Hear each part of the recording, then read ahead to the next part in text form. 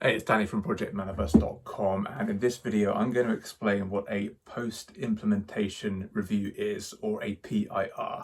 So let's jump in. So first of all, let me set some context. So a project is a big undertaking, it's a large endeavor, takes a long time, a lot of struggle goes into a project, and you form a bond with your team members and you go through the ups and downs together, and lots of hurdles, lots of obstacles to overcome. And at the end of it all, you implement your project, you have your project implementation, you go live, and then you make sure everything is okay, you have your warranty period.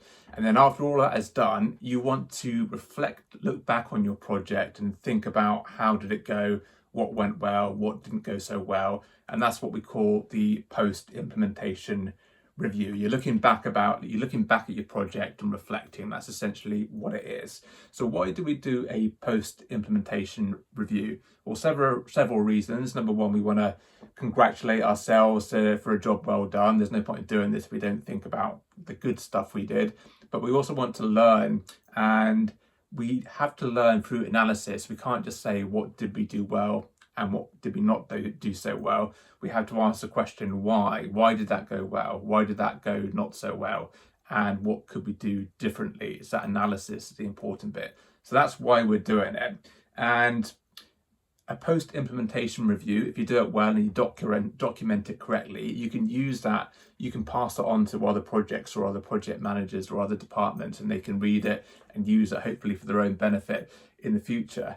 Now, in reality, for some reason, post-implementation reviews are often done, but the thing that isn't done is that continuation, the actual taking the knowledge and applying it somewhere to a future project or a future department or whatever. I don't know why, but we tend to be bad at that. Even as project managers, we have a wealth of PIRs, or post-implementation reviews, at our fingertips usually to look at and read. But for some reason, we don't usually do that. We just crack on and try and figure it out for ourselves. But I think now with the improvements we're seeing in AI, I think we'll start to do that more, because we could potentially get the AI to read all the PIRs, like hundreds of them, and just summarize all the themes and points in a concise manner, so we can just read this one short document and get all that knowledge in a summarized, distilled view. But with true learning really comes from experience yourself, the failures yourself. That's when it really sticks. You can certainly read a document and think, right, I'll try and avoid that or do that, and that will help to some degree. But the true learning, I think we all know instinctively, it comes from that failure. When we go through it ourselves and we really experience the pain of the failure, then we know we're not going to do it again. So that's why we want to do a PIR. So let me jump into some of the specifics of what a PIR is and how to actually do it. So usually what you want to do is do it in a session, a big meeting, at least for a few hours. Ideally, if you can do it in a day's workshop, that's the best way, because you want it to be a significant event, not just a tick box exercise. And you want people to come to it as well. You want it to be a good fun event if you can, a good positive event, something that people would look forward to attending, not just thinking about it as, oh God, it's distracting me from my next project or my BAU or whatever it is you need to do every day. So you want it to be a fairly fun day. So if you can, have a day of it, get everyone out of the office into maybe a different site, so you're completely away from the day-to-day business and the day-to-day running of new projects. And start a bit later, don't start too early, start like 10 or half 10, finish early at 3 or 4, have a nice long lunch in between, get some cake out, get some snacks, make it something nice. And you want a kind of good atmosphere as you're going through that day, and you want people to look forward to it. So try and do a day if you can. If not, do at least a few hours as the next best option. Okay, next, get your project working group there. So of course, your core team you want there, all the people that were most involved in the project and spent the most time on it, you want them there. And also some of your other members of your project working group that have contributed to the project, maybe not full time, but they probably would have been valuable in some respect in terms of giving advice or calling out risks or helping with the planning or whatever it was they were doing. Just make sure those key people that would have a view on the project and have been watching it especially are there in attendance. One thing I will say, probably best not to invite the project sponsor or exec or the very senior people, because if they're in the room, Obviously, psychology comes into play, and you want people to be open and honest in this session and say how they truly feel. When you have very senior people there, sometimes that will stifle that true conversation. So if you do need to or want to invite the sponsor or the exec, maybe get them along for the first half an hour to do a little speech to say, how well the project went, or just congratulate everyone and say well done and thank you, and that's their involvement, and then they can go off and do whatever. But if you're going to invite them, try to get them just at the start to give some kind of speech or congratulatory well done message, and then they can be on their way. So you get your project working group there. Now you want to have something prepared in advance of the actual session. You want people to start thinking about this in advance. So send out a questionnaire ahead of time if you can. And you can break it down in many ways, but basically you want to get their thoughts on how the project went. A very easy formula or format you can use is just break it into sections and ask them, on this section, for example, the requirements gathering phase, what did we do well? What did we do not so well? And that's pretty much it. Or you can do the other way of doing it is the start, stop, and continue method. So what should we stop doing? What should we start doing? And what should we just keep doing the same?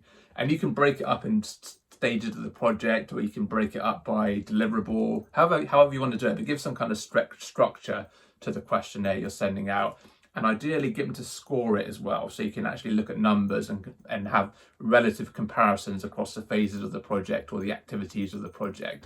So you want to get their feedback, you want some free-form text in there, but you also want actual data that you can look at with a scientific mind and look at the numbers and try to improve the numbers next time. So numbers and free-flowing commentary. And get those questions out in advance. Get them back, and obviously you should do it yourself as well, critical as a project manager, because you've had that holistic view, you've seen everything, so your thoughts are very important. And to get inspiration, you can look through your risks and issues log and see what went well and all the problems you had. Look at your decisions log, things like that. Look at the past, the history of the project, your project plan where you had milestones slipping. You can think, right, why did those milestones slip? Get those things in there as well. So get your views in there, get all the results back, all the surveys back, all the questionnaires back. And then you want to somehow summarize all that. So maybe again, in each section of the project, get common themes of commentary. You might not have to put everyone's comment on there and discuss each comment in the workshop, but if you can group and get a general sense of what the comments are and they're all along a similar vein, you can group them together and have a representative comment to cover that majority. And get the scores together so you can go through the scores as well, and then put it in some kind of neat pack and send that out ahead of the workshop so everyone's ready to see it.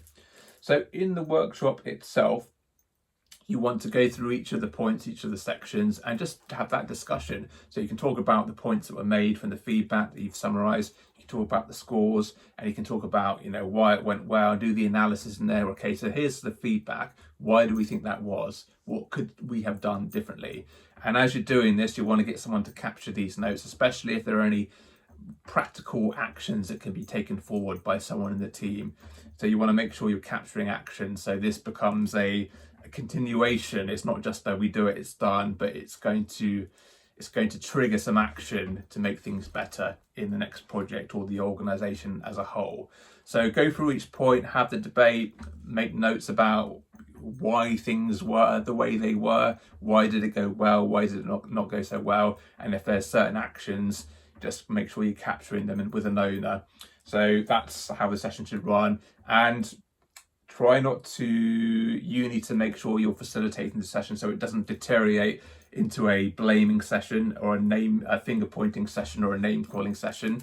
We want to have honest conversations. We want to truly reflect on what didn't go so well, but try to just be open and just acknowledge that everyone is human. We all did our best.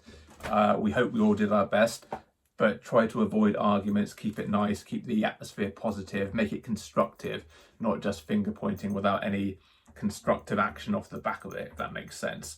So that's your job, to try and keep that peace. Usually that won't happen, especially here in the UK and the West, we're quite polite, so that it won't usually get to any aggressive hostility levels in the session, but just keep a cap on it. If you feel tensions start to grow, maybe have a break and come back and look at it with a fresh attitude, if that makes sense. Yeah, so that's pretty much it. So at the end of the session, you would have had a good conversation. You would have a good, genuine time to reflect. It's important to reflect on these things so you can lock in the project and think about, and that's kind of like the official, we've done it now, and move on to the next one. So you're ready for the next project with a fresh mind. If you don't do these things, it's like you're jumping from project to project without ever really taking a step back and thinking, right, yes, well, number one, we did it. Well done, everyone. But now we can really reflect on what we did, and let's take that knowledge and that learning and apply it to the next project so we can keep getting better and keep getting better. Okay, that's the video. Hope you enjoyed it. And until tomorrow, please take care.